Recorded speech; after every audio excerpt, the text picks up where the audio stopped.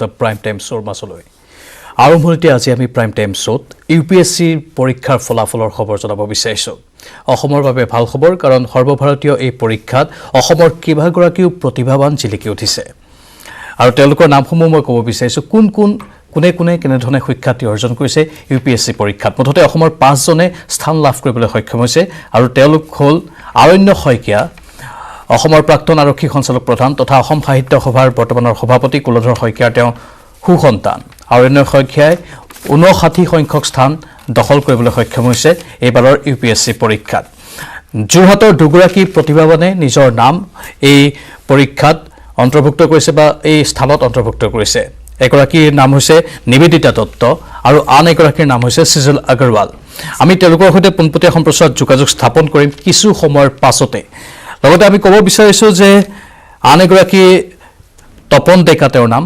766 সংখ্যক স্থান তেওঁ লাভ কৰিছে ইউপিএছচি পৰীক্ষাত ইউপিএছচি পৰীক্ষাৰ এই ফলাফলক লৈ সকলো এতিয়া আনন্দিত হৈ আছে আৰু স্বাভাৱিকতে বহুকেইটা মনত আপোনালোকৰ প্ৰশ্ন উত্তৰ হৈছে সেই প্ৰশ্নসমূহৰ উত্তৰ লাভ কৰিবলৈ আমি পোনপটীয়া সম্প্ৰচাৰত ইউপিএছচি পৰীক্ষাত স্থান লাভ কৰা শিক্ষাৰ্থীসকলৰ পৰা কিছু কথা জানিবলৈ চেষ্টা কৰিম সিজল আগৰৱাল কিছু সময়ৰ পাছতে আমাৰ সৈতে লাইভত থাকিব সিজল আগৰৱালৰ সৈতে আমি কথা পাতিম প্ৰথমে সিজল আগৰৱালে সোশ্যাল নেটৱৰ্কিং সাইটৰ জৰিয়তে এটা ভাষ্য আগবঢ়াইছে সেই ভাষ্যটো আমি প্ৰথমে শুনাই লৈছো কি কয় সিজলে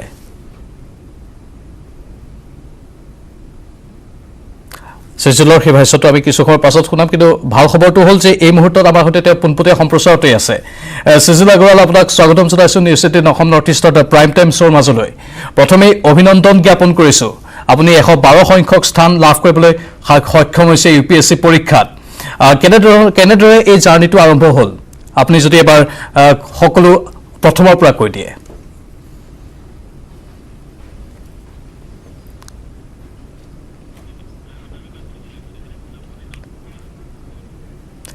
সিজলৰ সৈতে যোগাযোগ স্থাপন কৰিবলৈ আমি চেষ্টা কৰি আছো তেওঁ যোৰহাটৰ পৰা লাইভত আছে আৰু যোৰহাটবাসীৰ বাবে দুটাকৈ ভাল খবৰ কাৰণ এগৰাকী সিজল আগৰৱাল তেওঁ 112 সংখ্যক স্থান লাভ কৰিছে ইউপিএছচি পৰীক্ষাত আৰু আন এগৰাকীৰ নাম হৈছে নিবেদিতা দত্ত তেওঁ 697 সংখ্যক স্থান লাভ কৰিবলৈ সক্ষম হৈছে আৰু সিজল আগৰৱাল এই মুহূৰ্তত আমাৰ সৈতে পোনপটীয়া সম্প্ৰচাৰত আছে মই স্বাগতম জনাইছো সিজল আপোনাক অভিনন্দন জ্ঞাপন কৰিছো জানিব বিচাৰিছো কেনেধৰণে আপোনাৰ এই জাৰ্নিটো আৰম্ভ হ'ল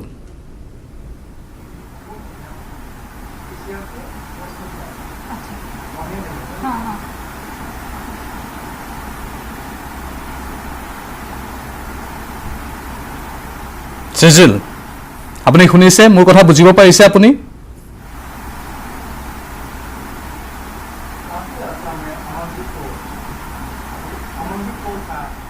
সিজলৰ সৈতে আমি কিছু সময়ৰ পাছত ভালদৰে কথা পাতিম আমি যোগাযোগ ভালদৰে স্থাপন কৰি ল'ম কিন্তু তাৰ পূৰ্বে নিবেদিতা দত্ত আন এগৰাকী কৃতিমান আন এগৰাকী মেধাৱী 697 সংখ্যক স্থান তেওঁ অধিকাৰ কৰিছে আমি নিবেদিতা দত্তৰ ঘৰলৈ পঠিয়াইছিলো আমাৰ সাংবাদিক দিগন্ত হাজৰিকা দিগন্তই নিবেদিতা দত্তৰ সৈতে আজি বিয়লি কথা পাতিছিল কি কথা পাতিলে নিবেদিতা দত্তই কি অনুভৱ ব্যক্ত কৰিলে তেওঁ পৰিয়ালৰ সদস্যসকলে কি ক'লে সেই সম্পূৰ্ণ সাক্ষাৎকাৰটি প্ৰথমে আগবঢ়াই লৈছো নিবেদিতা দত্ত 697 সংখ্যক স্থান তেওঁ লাভ কৰিছে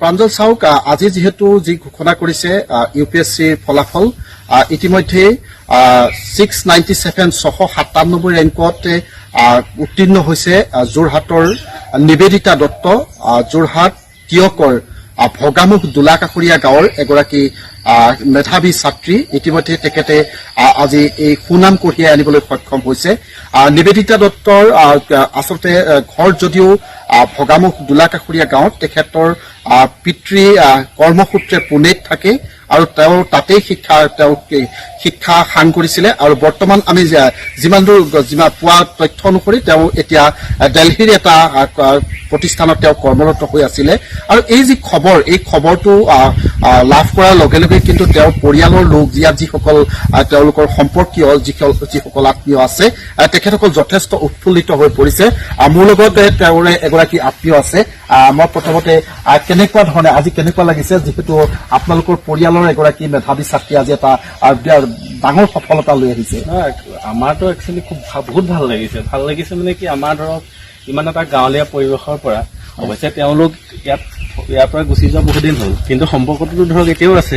হয় গতিকে আমি খুব উৎফুল্লিত বা আমাৰ গোটেই মানুহখিনিয়ে খুবেই মানে ভাল লাগিছে যে আমাৰ এইটো অঞ্চল বা এইটো আমাৰ নিজৰ বংশৰ পৰা এইটুকুৰা জেগাৰ পৰা গৈ হয় তাই তাতে পঢ়া শুনা কৰিছে যদি ধৰক মাক দেউতাক ইয়াৰ পৰাই গৈছে, গতিকে খুবেই আমি আনন্দিত বা আমাক খুবেই মানে আমি মানে ভাল লাগিছে আমাৰ তাই এই ৰিজাল্ট বা এই অৰিহণাৰ কাৰণে। সেইখিনি আৰু তেওঁৰ পিতৃয়ে নিবেদিতা দত্তৰ পিতৃ কিহত কৰ্মৰত? একচুৱেলি তেওঁ ডিফেন্সৰ লাইনৰ মানে মেডিকেল তাত আছিলে, মানে তাত চাকৰি আছিলে। এতিয়া তাতে তেওঁ অৱশ্যে এষ্টাব্লিছ হৈছে আৰু তাতে থাকে। বাকী আমাৰ লগত বিলাক সংযুক্ত আছে আৰু ধৰক কথা বতৰা বা পৰিয়ালৰ কিবা কথা বতৰাৰ ক্ষেত্ৰত তেওঁ ধৰক সদায় আগভাগ লৈ আছে, বা আমাৰ যিবিলাক নামঘৰে হওক বা আমাৰ যিখিনি অনুষ্ঠান পতা হয় পৰিয়ালৰ, গতিকে প্ৰত্যেকটোতে ধৰক অংশগ্ৰহণ কৰে। মানে এতিয়াও ইয়াতে অনুষ্ঠান প্ৰতিষ্ঠানত তেওঁলোকে আহে? হয় হয়, তেওঁলোকতো আহে। আৰু তেওঁ ধৰক আমাৰ যি নৌবসমূহে, গতিকে তেওঁ সদায় খবৰ খাতিও সেইটো লৈ থাকে, মানে ধৰক ফেমিলিৰ কেনেকুৱা কি এইবিলাক গোটেইখিনি আমি গম পাই থাকোঁ।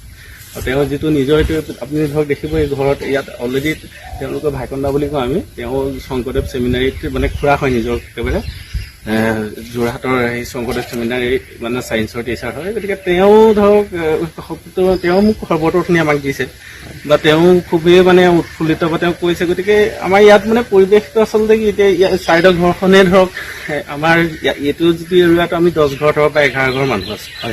গতিকে আমাৰ পৰিৱেশটো সৰুৰ পৰাই সেই পঢ়া কেন্দ্ৰিক মানে এটা ভাল পৰিৱেশ এটা আছে, বাতাবৰণ এটা। আৰু গতিকে আমি এতিয়া খুব উৎফুল্লিত বা আমাৰ ধৰক যিটো মানে নেক্সট জেনেৰেশ্যন আহি আছে তো, গতিকে তেওঁলোকেও এটা মানে ইনস্পায়াৰ হৈছে নিজৰ মানে ফেমিলিৰ তাতে, গতিকে সেইটো আমি খুবেই ভাল পাইছোঁ মানে। নিবেদিতা দত্তৰ পৰিয়ালৰ সদস্যসকলৰ ভাষ্য আমি শুনিবলৈ পালোঁ। আমি নিবেদিতাৰ সৈতে যোগাযোগ স্থাপন কৰিবলৈ চেষ্টা কৰিছিলোঁ, কিন্তু সম্ভৱ নহ'ল। কিন্তু আমাৰ সৈতে আছে সিজিল আগৰৱাল, আৰু আমি কৈছোঁ ইতিমধ্যে সিজিল আগৰৱালে এইবাৰ UPSCৰ চূড়ান্ত পৰীক্ষাত 112 সংখ্যক স্থান অধিকাৰ কৰিবলৈ সক্ষম হৈছে। মই স্বাগতম জনাইছোঁ সিজিল, আপোনাক অভিনন্দন জ্ঞাপন কৰিছোঁ। আপোনাৰ জাৰ্ণি কেনেধৰণে ষ্টাৰ্ট হ'ল যদি অলপ কৈ দিয়ে। Thank you.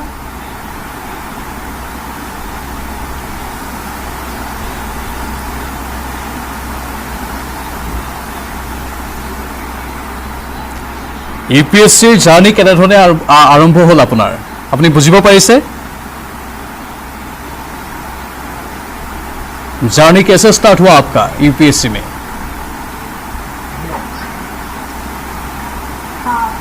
ग्रेजुएशन के बाद मैंने डिसाइड किया था कि मुझे सिविल सर्विसेज में जाना है। तो 2014 में पहले मैंने सिविल सर्विसेज के लिए कोचिंग करी, और 2016 में मैंने अपना पहला अटेम्प्ट लिया था। तो ये मेरा 4th अटेम्प्ट था, और इस बार मुझे 112 पोजीशन मिली है। जी, इसलिए तो हम बहुत गौरवान्वित है आपसे। एक सवाल है कि यूपीएससी का एग्ज़ाम कहने पर ही सभी के मन में एक दौर एक मतलब कुछ दिशा में अगर हम देखें तो डर का माहौल रहता है। आपने कैसे मतलब अटेम्प्ट किया यूपीएससी एग्ज़ाम, आपका एक्सपीरियंस अगर आप शेयर करेंगे तो अच्छा रहेगा। जी, ये एग्ज़ाम बहुत डिमांडिंग है, क्योंकि इसमें it takes years of hard work before you can actually attempt the exam. तो इसीलिए ऐसा होता है कि इस एग्ज़ाम का नाम सुनते ही लोगों को डर लगता है, क्योंकि एग्ज़ाम बहुत ही डिमांडिंग है। तो इसके लिए बहुत ही कंसिस्टेंट और परसिस्टेंट प्रिपरेशन चाहिए। मैं खुद सालों तक I was studying for 10 to 12 hours per day, and you have to be very updated. हर सब्जेक्ट की नॉलेज स्ट्रॉन्ग होनी चाहिए, और करंट अफेयर्स से आपको बहुत अच्छे से अपडेटेड रहना होता है। तो मेरा एक्सपीरियंस एग्ज़ाम को प्रिपेयर करने का यही रहा है that the journey demands a lot from you, so you should be very consistent, you should never stop believing, and like I'd like to say that where there is a will there is a way. सरल भाषा में अगर हम कहें तो technique क्या क्या होता है यूपीएससी एग्ज़ाम क्लियर करने में? जी, तो इस एग्ज़ाम में 3 स्टेजेस होते हैं। प्रिलिमिनरी एग्ज़ाम होता है, फिर मेंस का एग्ज़ाम, और फिर इंटरव्यू का स्टेज। तो तीनों ही स्टेजेस में स्ट्रैटेजी थोड़ी डिफरेंट होती है। जैसे प्रिलिमिनरी एग्ज़ाम जो होता है वो मल्टीपल चॉइस क्वेश्चंस आते हैं, तो उसके लिए आपको बहुत ही in detailed in depth studying चाहिए। जो मेंस का एग्ज़ाम होता है वो जनरल क्वेश्चंस पे बेस्ड होता है, तो उसके लिए आपको लार्ज ओवरव्यूज़, ओपिनियन बेस्ड क्वेश्चंस बहुत अच्छे से प्रिपेयर करने होते हैं। और जो इंटरव्यू का स्टेज होता है वो बेसिकली पर्सनालिटी टेस्ट कहते हैं, तो वो आपकी ओवरऑल पर्सनालिटी को चेक करने के लिए होता है। तो इन हर तीनों स्टेजेस पे स्ट्रैटेजीज वैरी करती है। जी, एक सवाल सभी के मन में रहता है कि जो यूपीएससी एग्जाम है उस एग्जाम के दौरान जो वाइवा प्रैक्टिकल जो क्वेश्चन होते हैं, इंटरव्यू होते हैं, वहाँ पर जो सवाल आप लोगों को पूछते हैं वो अगर फ्यूचर लाइफ में अगर आपके जो काम होते हैं ना, वो काम में अगर वो सवाल सही, मतलब मेरा सवाल आप समझ पा रहे हैं। मोर प्रश्नটো हल जे जिखिनि अपनी प्रेक्टिकल लाइफत কৰিবলৈ যায়, ইণ্টাৰভিউ সময়ত যেনেকুৱা ধৰণৰ আপুনি এটা পৰিস্থিতিৰ সন্মুখীন হয়, সেই পৰিস্থিতিৰ সম্পূৰ্ণৰূপে এক বিপৰীত ছবিহে দেখিবলৈ পোৱা যায় পৰৱৰ্তী সময়ছোৱাত। সেইসমূহ কথা আপোনালোকে নিজৰ মনত ৰাখেনে? কেনেধৰণে আগবঢ়াৰ কথা আপোনালোকে চিন্তা চৰ্চা কৰে?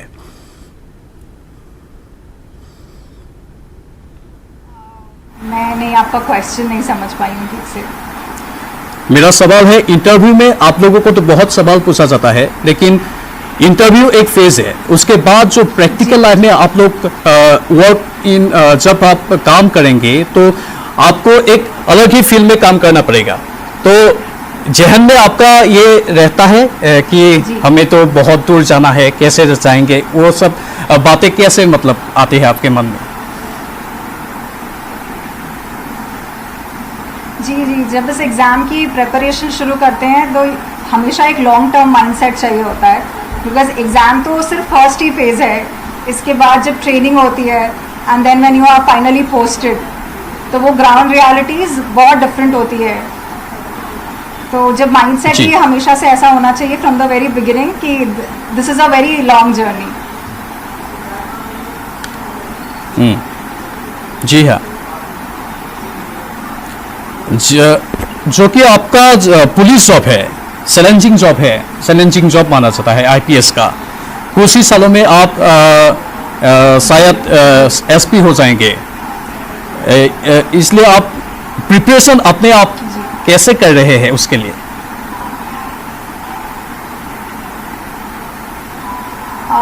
अभी तो मतलब एज ऑफ नाउ मेरे को एक्सपेक्टेड नहीं था कि रैंक क्या आएगी, पर जब अब आ गया है और ऐसा लग रहा है कि कौन सी सर्विस अलॉट होगी, तो अभी ग्राउंड रियलिटीज़ का मुझे इतना पता नहीं है, वो तो ग्रेजुअली ही पता चलेगा।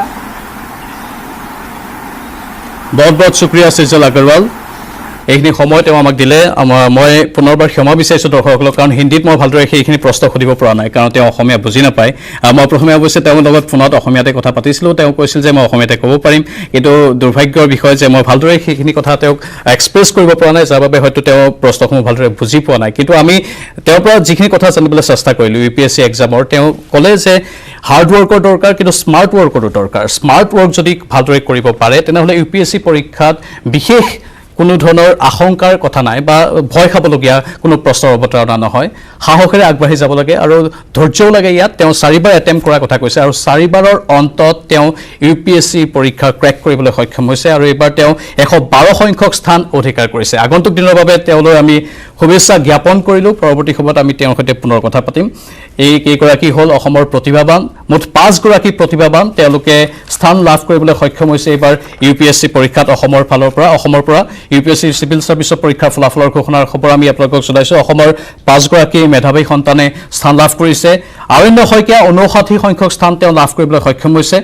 আৰণ্য শইকীয়া প্ৰাক্তন ডিজিপি কুল শইকীয়াৰ সুসন্তান হয়।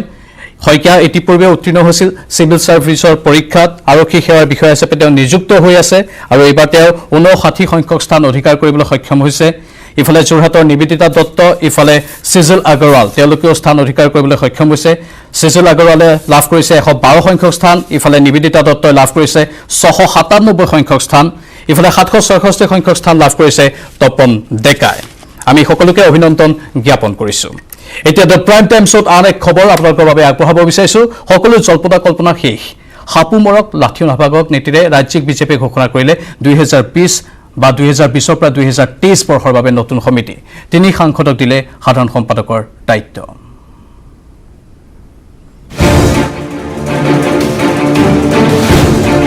বিজেপিয়ে ঘোষণা কৰিলে 2020 বৰ্ষৰ পৰা 2023 বৰ্ষৰ ৰাজ্যিক সমিতি।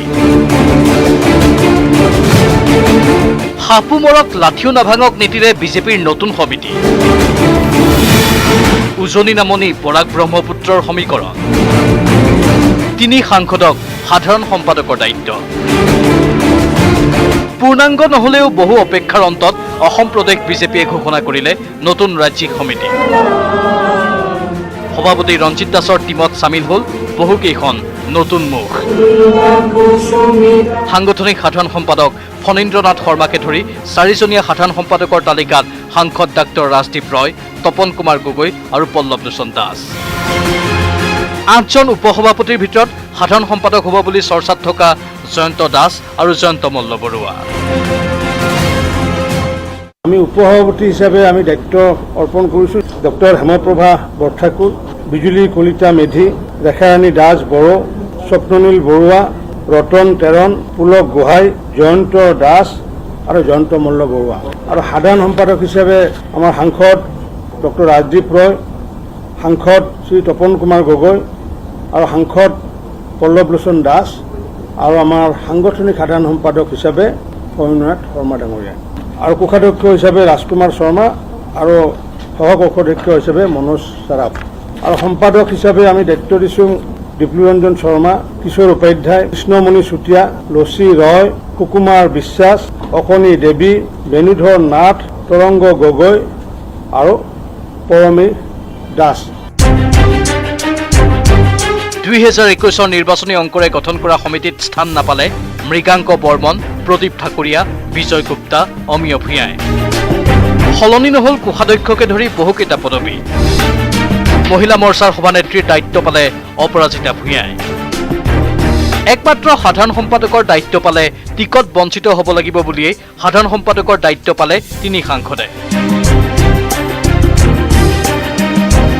কেমেৰাত নিতুল কৃষ্ণৰ সহযোগত Raju Baruah, news 18, Assam north east.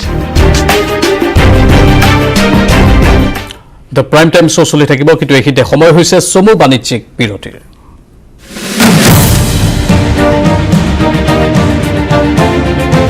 নিৰ্বাচন কৰোনা ভাইৰাছৰ মাজতে নিৰ্বাচন কেন্দ্ৰিক বতাহ বলিছে পাহাৰীয়া জিলা 3খনত।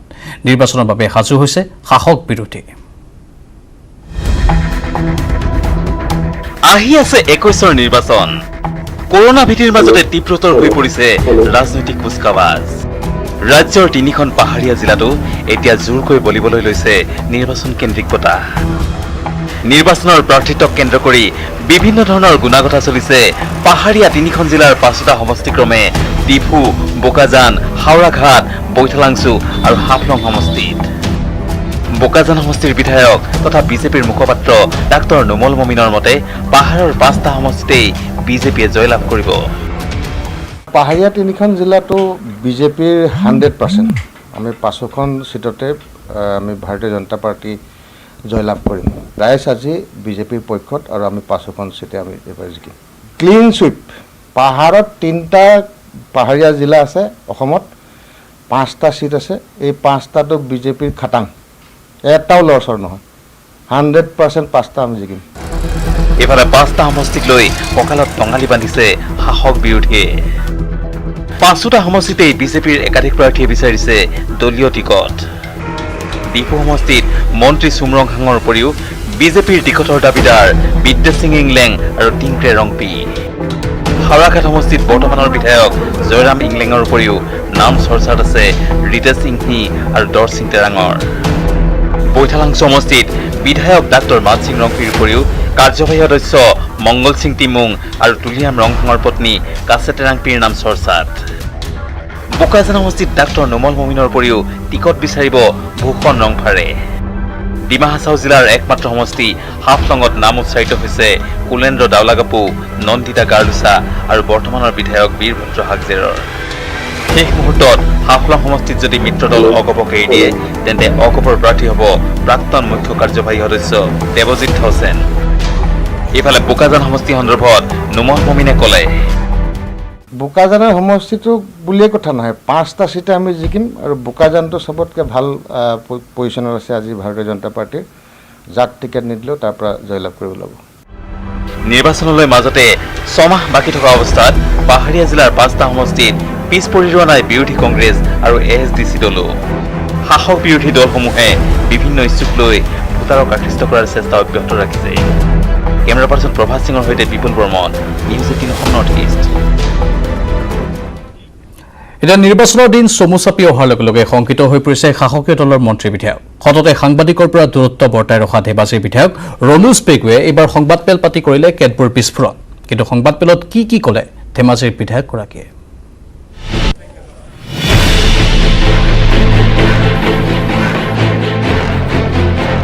কৰোনা ভীতিত ব্যাহত জনজীৱন, কিন্তু খৰতকীয়া হৈছে ৰাজনৈতিক নেতাৰ গতিবিধি। সততে মাত নমতা ধেমাজিৰ বিধায়ক ৰণোজ পেগুৱেও প্ৰকাশ কৰিলে ৰাজনৈতিক উদ্বিগ্নতা।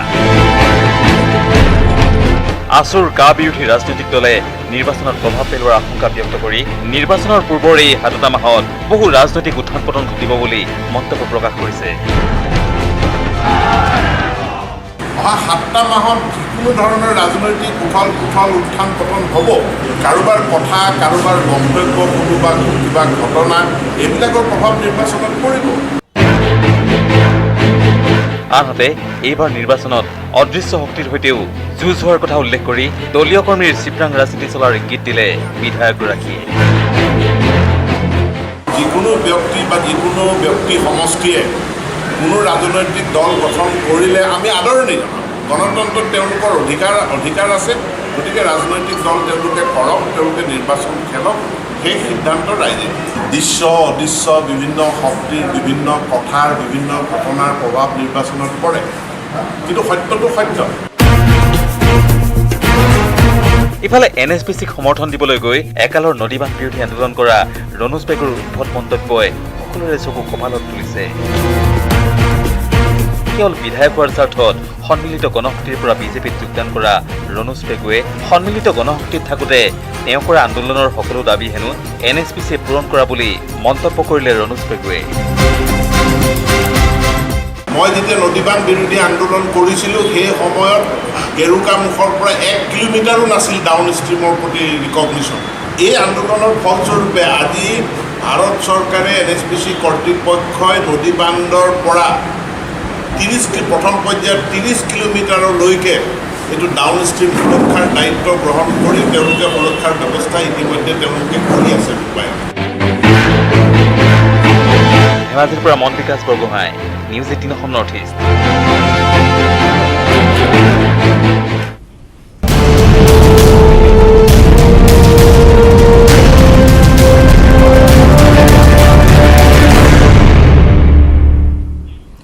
অযোধ্যাত ৰাম মন্দিৰৰ ভূমি পূজন আৰু বেছি সময় নাই, কেইটামান ঘণ্টা তাৰ পাছতেই দেশৰ প্ৰধানমন্ত্ৰীয়ে ভূমি পূজন কৰিব অযোধ্যাত ৰাম মন্দিৰৰ, আৰু সকলো প্ৰস্তুতি ইতিমধ্যে সম্পূৰ্ণ হৈছে। আমি পোনপটীয়া সম্প্ৰচাৰ আপোনালোকৰ বাবে আগবঢ়াই আছোঁ আজি দিনজোৰাকৈ। এই মুহূৰ্ততো তাত এক উখল মাখল পৰিৱেশ, ভক্তসকল তাত উপস্থিত হৈছে আৰু ভক্তসকলৰ মাজত আনন্দৰ লহৰ উঠিছে। এবাৰ COVID-19ৰ পৰিস্থিতি, যাৰ বাবে কিছু সামাজিক ব্যৱধান মানি সকলোৱে এই সমগ্ৰ কাৰ্যসূচীত অংশগ্ৰহণ কৰিব। বহু লোকক এই কাৰ্যসূচীত অংশগ্ৰহণ কৰিবলৈ অনুমতিও দিয়া নহয়। যিসকল লোকৰ বয়স 65 বছৰৰ ঊৰ্ধৰ, তেওঁলোকক এই কাৰ্যসূচীত অংশগ্ৰহণ কৰিবলৈ দিয়া নহ'ব বুলি উল্লেখ কৰা হৈছে। সমান্তৰালভাৱে যিসকল গৰ্ভৱতী মহিলা, তেওঁলোকৰো প্ৰৱেশ তাত কৰিবলৈ দিয়া নহ'ব বুলি কোৱা হৈছে। অৱশ্যে ঘৰত থাকিয়ে পোনপটীয়া সম্প্ৰচাৰতেই এই সমগ্ৰ কাৰ্যসূচীৰ দৃশ্য আপোনালোকে উপভোগ কৰিব পাৰিব। অযোধ্যাবাসীকো কৈ দিয়া হৈছে যে অযোধ্যাৰ ঠায়ে ঠায়ে লাউড স্পীকাৰ লগাই দিয়া হৈছে। সেই লাউড স্পীকাৰৰ জৰিয়তে সম্পূৰ্ণ প্ৰধানমন্ত্ৰীৰ ভাষণ শুনিব পাৰিব ঘৰত বহিয়ে। আন কেতবোৰ নিৰাপত্তামূলক ব্যৱস্থা গ্ৰহণ কৰা হৈছে। ইফালে উত্তৰ প্ৰদেশৰ সমগ্ৰ এই ৰাজ্যখনৰ বিভিন্ন স্থানত উৎসৱমুখৰ পৰিৱেশ, কেৱল অযোধ্যাতেই নহয়, উত্তৰ প্ৰদেশৰ আন প্ৰান্ততো উৎসৱমুখৰ পৰিৱেশে বিৰাজ কৰি আছে। আমি পোনপটীয়া সম্প্ৰচাৰত যোগাযোগ স্থাপন কৰিছোঁ। আমাৰ সতীৰ্থ সাংবাদিক ঋষভ আছে লাইভত। ঋষভ, शाम का वक्त है, फिलहाल कैसा माहौल है वहां पर? प्रांजल, देखिए, मुख्यमंत्री योगी आदित्यनाथ ने यह आह्वान किया था अयोध्या की जनता से और पूरे देश और प्रदेश की जनता से कि आज यहाँ पर दीपोत्सव होना चाहिए, दीपावली जैसा माहौल होना चाहिए। हम इस वक्त अयोध्या की राम की पैड़ी पर मौजूद हैं और आप देख सकते हैं अपने पीछे, मैं अपने कैमरा पर्सन से कहूँगा कि पैन करके वो दिखा दें कि राम की पैड़ी पर किस तरह का माहौल है।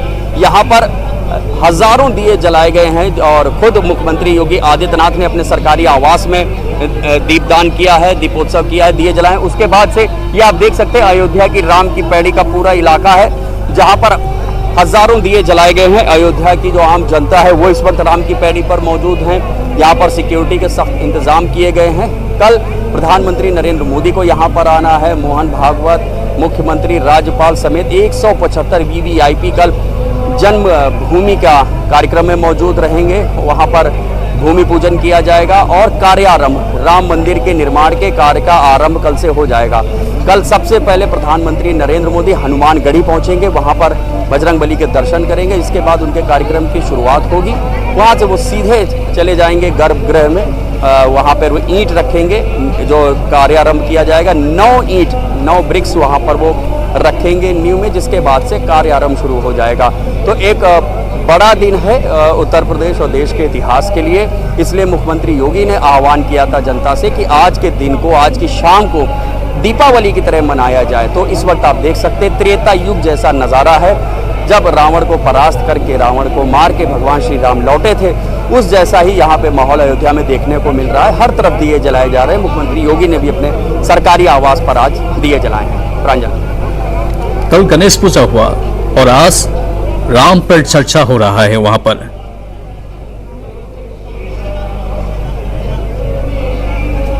जी हाँ, देखिए दिन में जो कार्यक्रम था उसको रामार्चक कहते हैं। भगवान राम से जुड़े हुए जो प्रसंग हैं, उनसे जुड़ी हुई जो कथाएं हैं, उनसे जुड़े हुए जो भजन हैं, उनका दिन भर यहाँ पर मठों में, मंदिरों में गायन हुआ है, उसके ऊपर चर्चा हुई है। इसी के साथ ही साथ यहाँ पर हनुमानगढ़ी में हनुमान जी का निशान उसको बोलते हैं, एक सिंबॉलिक रिप्रेजेंटेशन है, उसकी पूजा की गई है।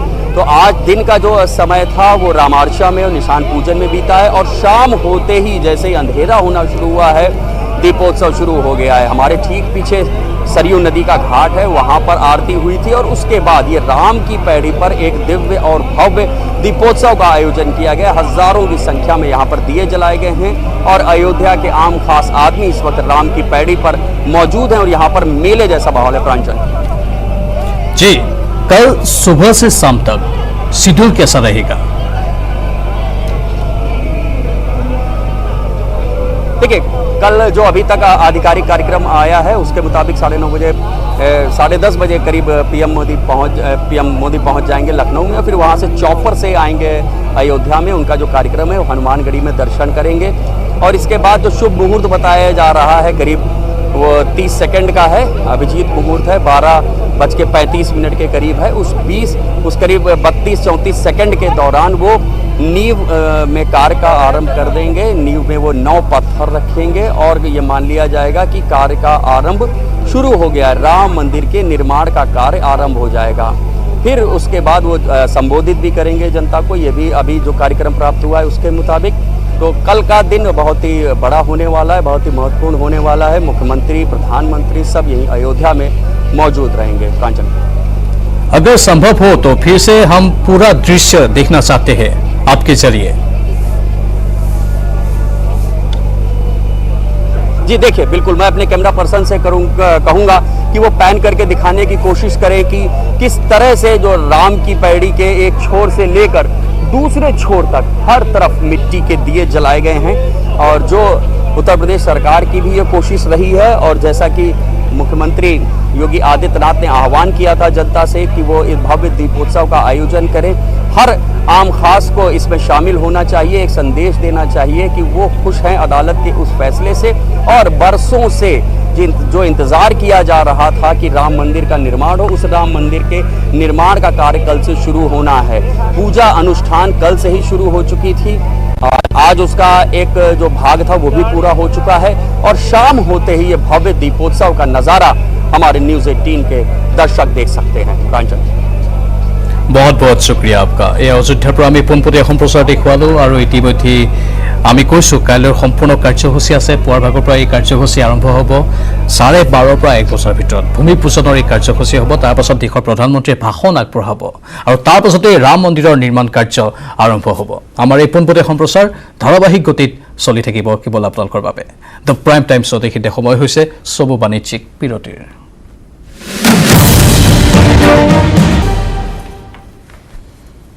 আপুনি চাই আছে প্ৰাইম টাইম শ্ব'।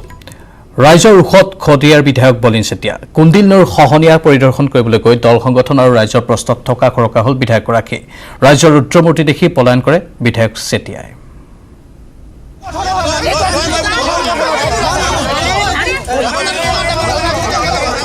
জনৰোষত শদিয়াৰ বিধায়ক বলিন চেতিয়া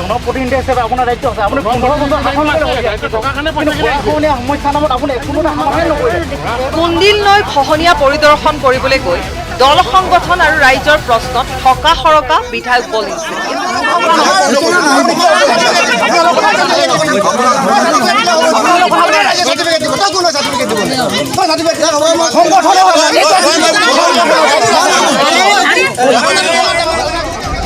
কুন্দিল নদীৰ ভয়াৱহ বান আৰু গৰাখহনীয়া পৰিস্থিতিত ৰুজ লোৱাৰ উদ্দেশ্যেৰে সোমবাৰে শদিয়াৰ কুন্দিল কিনাৰৰ নপাগলাম গাঁৱত উপস্থিত হৈ বান আৰু খহনীয়া পীড়িত ৰাইজ আৰু শদিয়াৰ দল সংগঠনৰ ৰোষত পৰে স্থানীয় বিধায়ক বলিন চেতিয়া।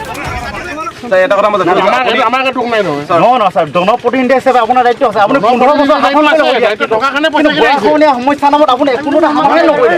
এইবাৰ কিমান 800 বিঘাতকৈ অধিক কৃষিভূমি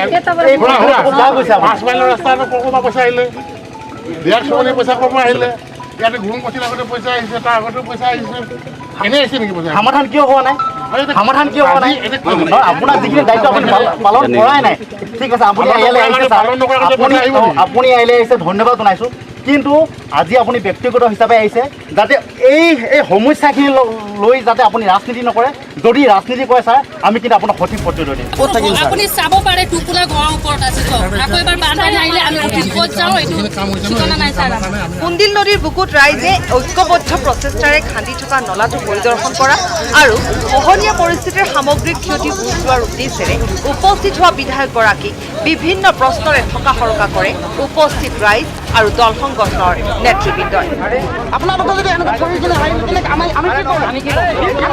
তেনেস্থলত বিধায়কগৰাকী উক্ত স্থানৰ পৰা পলায়ন কৰা বুলি সচেতন মহলত তীব্ৰ সমালোচনাৰ সৃষ্টি হৈছে।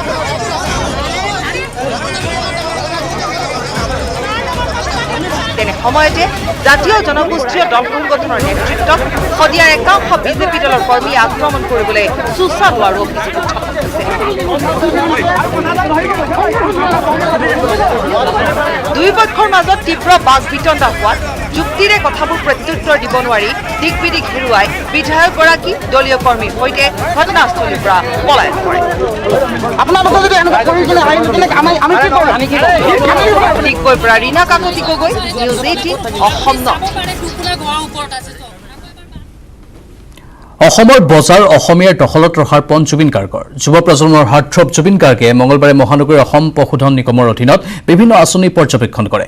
থলগিৰি আৰু বৃন্দাবন মাৰ্টৰ জৰিয়তে তথা স্থানীয় শিল্পী আৰু যুৱক যুৱতীক আত্মনিৰ্ভৰশীল কৰিব পাৰিব বুলি আশাবাদী জুবিন গাৰ্গ আৰু গৰিমা শইকীয়া গাৰ্গ। নৱেম্বৰৰ পৰা অসমৰ ৰাইজৰ মাজলৈ যাব জুবিন গাৰ্গ। শিক্ষা আন্দোলন, সংস্কৃতি আন্দোলন আৰু কৃষি আন্দোলনৰ পোষকতা কৰিছে জুবিন গাৰ্গে। পথাৰৰ পৰা বজাৰলৈ মধ্যভোগী অবিহনে পোনপটীয়াকৈ কৃষি আন্দোলন কৰাৰ মন জুবিন গাৰ্গৰ। ইতিমধ্যে আমি এটা পদক্ষেপ প্ৰজেক্ট এটা আৰম্ভ কৰিছোঁ, সকলোৱে গম পাইছে, বৃন্দাবন ছুপাৰ মাৰ্ট বুলি।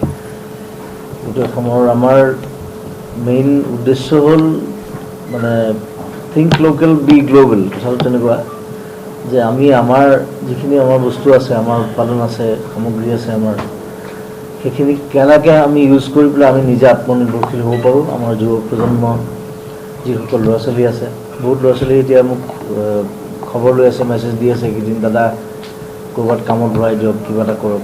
চ' কি ধৰণে আমি সন্মিলিতভাৱে এটা প্ৰচেষ্টাৰে এই ল'ৰা ছোৱালীবিলাকক আমি আত্মনিৰ্ভৰশীল কৰি তুলিব পাৰোঁ, কেনেকৈ কামত লগাব পাৰোঁ তেওঁলোকক, যাতে ভালকৈ চলি থাকে তেওঁলোকে সামৰ্থ্য অনুযায়ী নিজৰ ওচৰত যিখিনি বস্তু আছে সেইখিনি যদি ইউজ কৰে সুন্দৰকৈ, মই ভাবোঁ আৰু অদূৰ ভৱিষ্যতে আমাৰ ল'ৰা ছোৱালী খুব সুন্দৰকৈ নিজকে এষ্টাব্লিছ কৰিব পাৰিব। সেইটোৱে আমাৰ উদ্দেশ্য। আৰু বৃন্দাবন ছুপাৰ মাৰ্টৰ আণ্ডাৰত আমি বিভিন্ন স্থানত অলৰেডি আমি ছাৰ্ভে আৰম্ভ কৰিছোঁ, মানুহৰ লগত কথা পাতিছোঁ, ল'ৰা ছোৱালী বিভিন্ন ল'ৰা ছোৱালী কৰ্মসংস্থাপনৰ বাবে আমি চেষ্টা চলাইছোঁ। নৱেম্বৰৰ পৰা আমি ষ্টাৰ্ট কৰিম বুলি ভাবিছোঁ গোটেই প্ৰজেক্টটো। এইবাৰ এই যিটো ইণ্ডাষ্ট্ৰিয়েল এটা ৰিভলিউশ্যন, এটা এগ্ৰিকালচাৰেল ৰিভলিউশ্যন বিচাৰিছোঁ সকলোৰে ফালৰ পৰা একগোট হৈ। মই বিচাৰোঁ যে আমাৰ এই গোটেই মহান উদ্দেশ্যটোত সকলো ল'ৰা ছোৱালী আমাৰ লগত অংশীদাৰ হওক।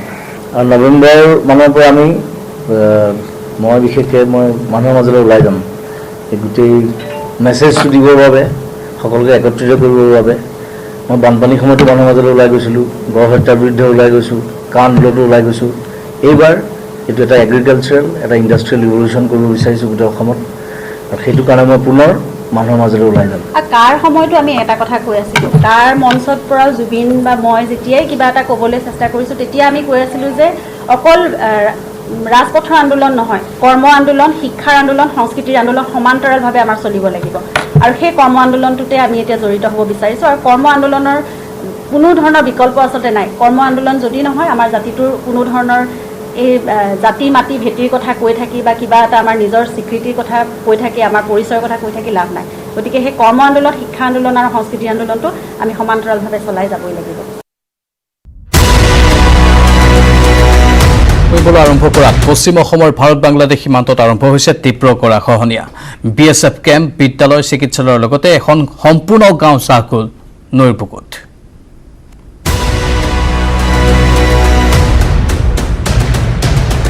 অন কেমেৰা খহনীয়া চকুৰ সন্মুখতে ব্ৰহ্মপুত্ৰৰ বুকুত জাহ গ'ল এটা ঈদগাহ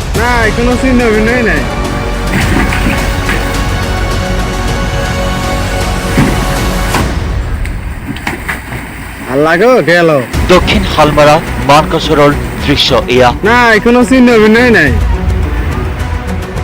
ব্ৰহ্মপুত্ৰৰ জলস্তৰ ক্ৰমে হ্ৰাস পোৱাৰ লগে লগে আৰম্ভ হৈছে ভয়ংকৰ খহনীয়া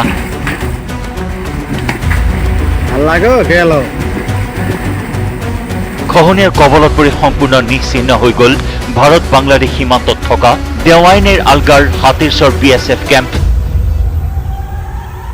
কেৱল BSF কেম্পেই নহয় নৈৰ বুকুত জাহ গৈছে সীমান্তত থকা কাঁইটীয়া তাঁৰৰ বেৰো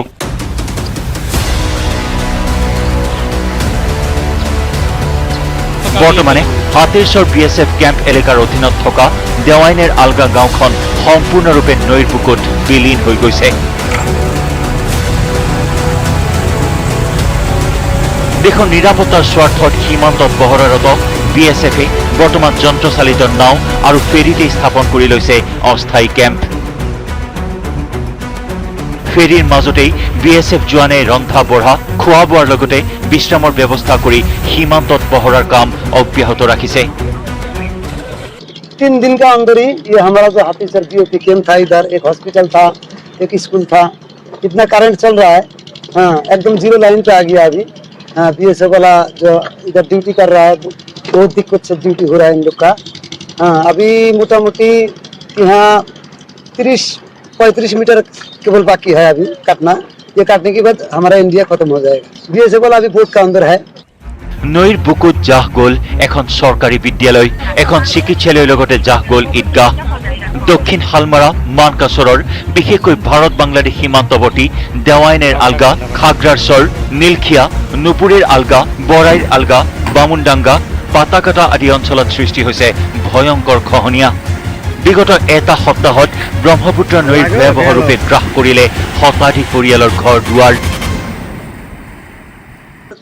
ইয়াত মোটামুটি 300 পৰিয়াল ঘৰ আছিল আৰু এখন ডাঙৰ হস্পিটেল আছিল ইয়াতে তাৰ লগতে আমাৰ BSF কেম্প আছিল স্কুলো আছিল চৰকাৰী হস্পিটেলটো আছিল চৰকাৰী স্কুলো আছিল নদী এনেকুৱা পৰিস্থিতি হৈ গৈছে মানে 3 বিঘা 4 বিঘা একবাৰে পাক মাৰি দিয়ে আৰু দাবাই লৈ যায় খহনীয়াৰ এই দুৰ্যোগৰ সময়ত জিলা প্ৰশাসনক সহায় তথা গৃহহীন লোকসকলৰ বাবে অস্থায়ীভাৱে চৰকাৰী মাটিৰ ব্যৱস্থা কৰিবলৈ দাবী জনাই খহনীয়াৰ কবলত পৰা লোকসকলে আৰ্থিক অৱস্থা নাই যে এক পা মাটি কিনি ল'ব আমি এইটো DC মহোদয়ক অনুৰোধ জনাম যে আমাৰ এই মানুহখিনিক যিহেতু ইয়াতে চৰকাৰী মাটিৰ এলট আছে সিহঁতে মানুহখিনিক যাতে আধা বিঘা কৰি মাটি দি এটা ব্যৱস্থা কৰি দিয়ে ধুবুৰীৰ পৰা জ্যোতিৰ্ময় চক্ৰৱৰ্তীৰ report news 18 Assam north east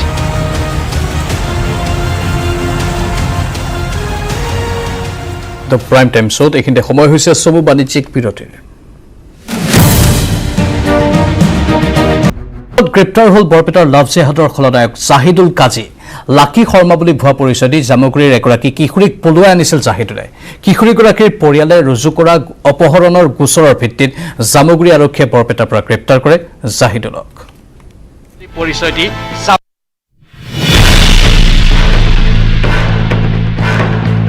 আৰক্ষীৰ জালত জাহিদুল কাজী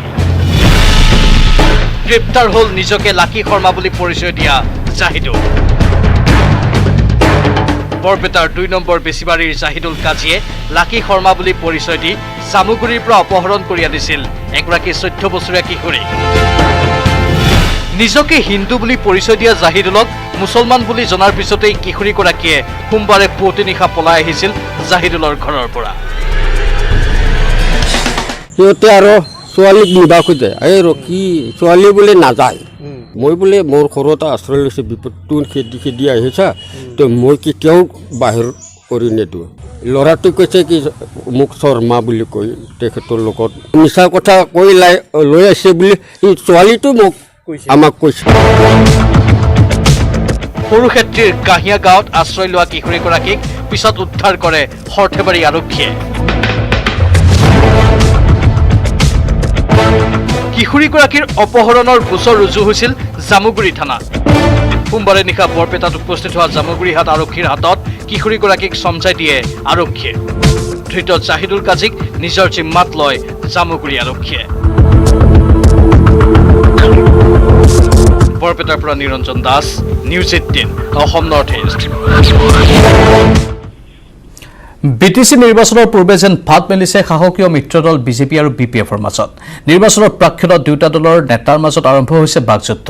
আগন্তুক বিটিচি নিৰ্বাচনত একলা চলো নীতিৰে অৱতীৰ্ণ হোৱাৰ মন মেলিছে শাসকীয় বিজেপিয়ে। কৰোনা সংক্ৰমণৰ ভয়াৱহ পৰিৱেশৰ মাজতে আগন্তুক বিটিচি নিৰ্বাচনৰ বাবে প্ৰতিটো ৰাজনৈতিক দলে প্ৰস্তুতি চলাইছে বিটিচি দখলৰ বাবে। ইয়াৰ মাজতে বিধানসভা নিৰ্বাচনত মিত্ৰতা থকা বিজেপি আৰু BPF দলৰ মাজত তুংগত উঠিছে বাকযুদ্ধ। একলা চলো নীতিৰে আগন্তুক বিটিচি নিৰ্বাচনত অৱতীৰ্ণ হোৱাৰ মন মেলিছে বিজেপি।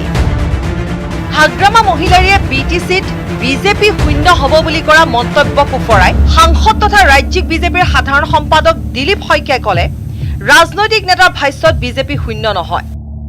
বিটিচিবাসী ৰাইজে এইবাৰ পৰিৱৰ্তন বিচাৰিছে। নিৰ্বাচনী ৰাজনীতিত পূৰ্ণ যদি কৰিব খোজে তেনেহ'লে সেই অঞ্চলৰ ৰাইজে কৰিব পাৰিব। কোনো ৰাজনৈতিক নেতাৰ ভাষ্যত বিজেপি শূন্য বা এশ নহয়। বিটিচি নিৰ্বাচনত ভাৰতীয় জনতা পাৰ্টীয়ে বিটিচিৰ যি শাসন ভাৰ, সেই শাসন ভাৰ দখল কৰাত মুখ্য ভূমিকা গ্ৰহণ কৰিব। দিল্লীত যদি উন্নয়ন হৈছে, দিছপুৰত যদি উন্নয়ন হৈছে, বিটিচিত উন্নয়ন সেইধৰণে কিয় হোৱা নাই?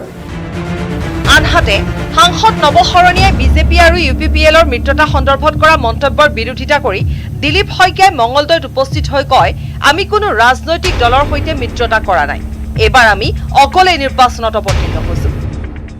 আমাক এতিয়া চবেই কয়, BPFে কৈছে কালি যে আমি নৱশৰণীয়া UPPL এওঁলোকৰ লগত আমি মিত্ৰতা কৰিছোঁ। আকৌ নৱশৰণীয়ে কৈছে নহয় আমি UPPLৰ লগত মিত্ৰতা কৰিছোঁ। আমি কনফিউজন হৈছোঁ, আমি কাৰ লগত আছোঁ। কিন্তু আমি এটা কথাত স্পষ্ট যে বিজেপি এই নিৰ্বাচনত কোনো অন্য ৰাজনৈতিক দলৰ লগত মিত্ৰতা পথত নাই। মঙলদৈৰ পৰা Nabajyoti Mahanta report, news 18 Assam north east. অসমৰ ভূমিত অব্যাহত আছে নগাঁও দুৰ্বৃত্তৰ সন্ত্ৰাস। এইবাৰ সৰুপথাৰৰ চুঙা জালত মহিলা ব্যৱসায়ীক মাৰণাস্ত্ৰ দেখুৱাই ধন দাবী কৰিলে বাইকত হোৱা নগা দুৰ্বৃত্তই। অঞ্চলটোত সঘনাই সংঘটিত নগাৰ সন্ত্ৰাসক লৈ এতিয়া শংকিত হৈ পৰিছে স্থানীয় ৰাইজ। গোলাঘাট জিলাৰ ধনশিৰি মহকুমাৰ অসম নাগালেণ্ড সীমান্তত দীৰ্ঘদিন ধৰি অব্যাহত আছে নগা দুৰ্বৃত্তৰ ধন দাবী। সোমবাৰেও চুঙাজান MVত 6জনীয়া নগা দুৰ্বৃত্তৰ এটা দলে 2খন বাইকেৰে আহি এগৰাকী মহিলাক 20,000 টকা দাবী কৰে। কিন্তু মহিলাগৰাকীয়ে টকা দিবলৈ অমান্তি হৈ চিঞৰ বাখৰ কৰাত বাইক এৰি পলায়ন কৰে নগা দুৰ্বৃত্তৰ দলটোৱে। চুঙাজান MVস্থিত বাস্তৱৰ দগাঁও বেটেলিয়ন কেম্পৰ সমীপতেই সংঘটিত হয় ঘটনাটো সংঘটিত হোৱাৰ পিছতেই তাত উপস্থিত হয় বেটেলিয়ন কেম্পৰ জোৱানসকল। অসম বেটেলিয়নৰ জোৱানসকলে 2খন বাইক জব্দ কৰি চমজাই দিয়ে চুঙাজান আৰক্ষীক। বগীবাই দোকানত নগা দুৰ্বৃত্তই আহি টকা দিমান দিছে আৰু তেওঁক মূৰত পিষ্টল লগাই দিছে। মই লগে লগে মোৰ পেট্ৰলিং পাৰ্টিটোক ফোন কৰি কওঁ যে তহঁতি দোকানত পটকাই যা। সিহঁতি আহি পোৱাৰ লগে লগে নগা দুৰ্বৃত্ত পলাই আৰু বাইককেইখন পেলাই থৈ গুচি যায়। কিমান টাইমত হৈছিলে ঘটনাটো? এইটো 4টা বজাত। এতিয়া নগা দুৰ্বৃত্তৰ ধন-দাবী ঘটনাই তীব্ৰ চাঞ্চল্যৰ সৃষ্টি কৰিছে সীমান্ত অঞ্চলটোত। ইফালে সীমান্তৰ সুৰক্ষাত নিয়োজিত CRPF-এ প্ৰায়ে এনে ধন-দাবী ঘটনা ৰোধ কৰাত চৰম ব্যৰ্থ হোৱাৰ লগতে নগা দুৰ্বৃত্ত সহায় কৰাৰহে অভিযোগ উত্থাপন হৈ আহিছে। সৰুপথাৰৰ পৰা Debashish Gautam, news 18, Assam north east. বিশ্বনাথৰ কোভিড ৱাৰ্ডৰ ভাইৰেল অডিঅ'। কোভিড ৱাৰ্ডত চিকিৎসক নাৰ্ছ অবিহনে সন্তান প্ৰসৱৰ পিছত 20 মিনিট ধৰি তেজেৰে লুতুৰি পুতুৰি হৈ পৰি থাকিল নৱজাতক। PPE কিট পিন্ধা নাৰ্ছে নৱজাতকক শুৱালে কোভিড পজিটিভৰ বিচনাত। ডিক্ৰাইৰ এগৰাকী কোভিড পজিটিভ প্ৰসূতিয়ে জন্ম দিয়া সন্তান। প্ৰসৱ বেদনাত চটপটাই থকাৰ পিছতো নাহিল চিকিৎসক নাৰ্ছ। এই সন্দৰ্ভত এক বিশেষ ৰিপৰ্ট আগবঢ়াই বিদায় লৈছোঁ দ্য প্ৰাইম টাইমছৰ পৰা। নমস্কাৰ। কালি ৰাতিটোতো আমি নুশুলোৱেই। আমাৰ তোমালোকৰ পজিটিভ হৈছে?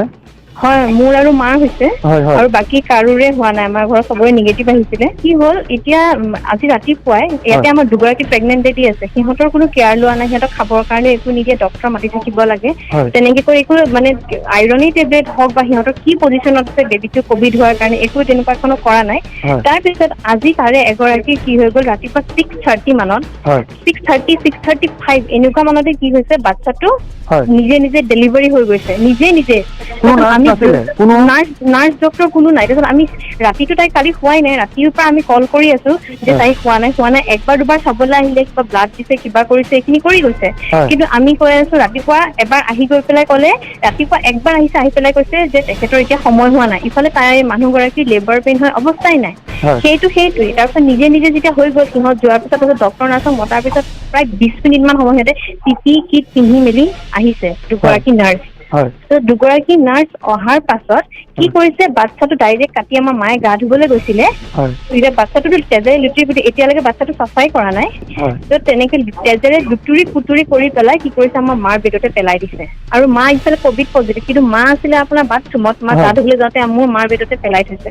তো সেইটোতো একো মানে এইটো কোভিড পজিটিভত নতুনকে বাচ্ছা জন্ম হোৱা এটা নতুন বাচ্ছা এটা কেনেকুৱা মানে পজিটিভ এটা বেডত পেলাই থব পাৰে, মই সেইটো এতিয়ালৈকে গম নাপালো। মানে একো ট্ৰিটমেণ্ট কিন্তু ইয়াত তেওঁলোকে পোৱা নাই দেই এতিয়ালৈকে। আৰু এগৰাকী প্ৰেগনেণ্ট লেডি আছে, তেখেতৰো একো তেনেকুৱা ধৰণৰ ট্ৰিটমেণ্ট হোৱা নাই। আৰু ইফালে চুগাৰ পেচেণ্টটো আছে, সিহঁতৰ চুগাৰ টুগাৰো নোজোখে। আমাৰ ব্লাড ল'লে, ব্লাডৰ ৰিপৰ্ট আমাক এতিয়ালৈকে দিয়া নাই। ব্লাড আমাৰ অহাৰ 3 দিন নে 2 দিন পাছতে আমাৰ লৈছে। তোমাৰ দেউতা এডমিট আছিলে, দেউতা যে ঢুকাল কালি, দেউতাই ট্ৰিটমেণ্ট বিলাক পাইছিলে নে নাই ভালকে? দেউতাৰ কি মানে দেউতাক সিহঁতে ইয়াত আহি পেলাই কৈ দিছে, দেউতাৰ বোলে আপোনাৰ এজমা আছে, আমুক আছে। ঠিক আছে, চিমটমছ বাৰু এজমাও হ'ব পাৰে, মানি লৈছো বাৰু। কোভিডৰ চিমটমছ কিছুমানে কয় এজমা, উশাহ ল'বলৈ অসুবিধা বা চৰ্দি জ্বৰ হয়, সেয়াও বাৰু মানি লৈছো। দেউতাৰ বাৰু চিমটমছ কেইটা শ্ব' কৰিছিলে, কিন্তু এজমা হৈছে বুলি কৈ দিছে বোলে আগৰ পৰা এজমা আছে। আৰু যিটো মানুহ আগৰ একো এটা প্ৰব্লেম নথকা মানুহ, না ডায়েবেটিছ আছে না কিবা আছে, প্ৰেছাৰ নৰ্মেল হৈ থাকে, সেই মানুহটোৰ কালি কোনো কথা নাই বতৰা নাই, উশাহ চোৱা বন্ধ হৈ গৈছে। এনেকুৱা বেয়া চিলিণ্ডাৰবোৰ পঠিয়াই, আৰু চিলিণ্ডাৰ যি হয়, আৰু দেউতাৰ অক্সিজেন জুখিবৰ কাৰণে কোনো মানুহ নাহে, প্ৰেছাৰ জুখিবৰ কাৰণে কোনো মানুহ নাহে। আমি নিজে জুখি দি থাকিব লাগে। অকল ময়ে নহয়, মই এতিয়া সেই প্ৰেগনেণ্ট লেডি দুগৰাকীৰো প্ৰেছাৰ আৰু অক্সিজেন ময়ে জুখিব লগা হৈছে। মই জুখি পেলাই সিহঁতক ক'ব লাগে। আকৌ চবৰে ৰুমত ধৰি লওক যোন মানুহ থাকে, মানে যোন মানুহবোৰ থাকে, চবেই ইটোৱে সিটোক মানে প্ৰেছাৰ জুখে, ইটোৱে সিটোক আপোনাৰ অক্সিজেনটো চাই পেলাই দিবলৈ কয়। সেই তেনেকুৱা ধৰণৰ চলি আছে। ডক্টৰ নাৰ্ছ আপোনাৰ এইবিলাক জুখিবলৈ বা কিবা কৰিবলৈ, অক্সিজেন লেভেলটো কাৰ কিমান আছে সেইটো কিন্তু কৰিবলৈ একেবাৰেই নাহে।